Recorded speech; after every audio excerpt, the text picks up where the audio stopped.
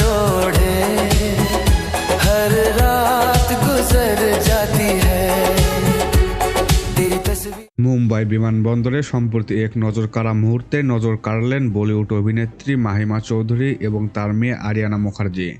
हमने वही लगाया दिल जहां दिल लगाना मना था आखिर वही की। দীর্ঘদিন পর জনসম্মুখে একসঙ্গে দেখা যেতেই পাপারাজ্জিদের ক্যামেরা যেন থামতেই চাইছিল না।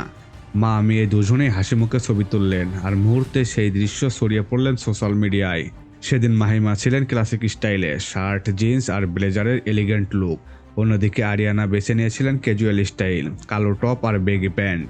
তবে সবচেয়ে বেশি নজর কেড়েছে তার উজ্জ্বল হাসি। নেটিজেন যা ভালোবাসায় ভরিয়ে দিয়েছেন মন্তব্য বিভাগ।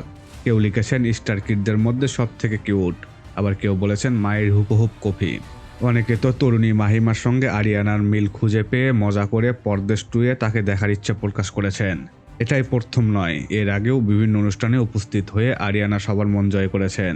বিশেষ করে এক অনুষ্ঠানে প্রবীণ অভিনেতা রাজ বাব্বরের পা ছুঁয়ে প্রণাম করার ভিডিও ভাইরাল হয়ে যায় এবং তার ভদ্রতা ও সংস্কার প্রশংসিত হয়। আরিয়ানা হলেন মাহিমা ও তার প্রাক্তন স্বামী ববি মুখার্জির মেয়ে। 2006 সালে বিয়ে হলেও 2013 সালে তাদের বিচ্ছেদ হয়। এরপর একাই মেয়েকে বড় করেছেন মাহিমা।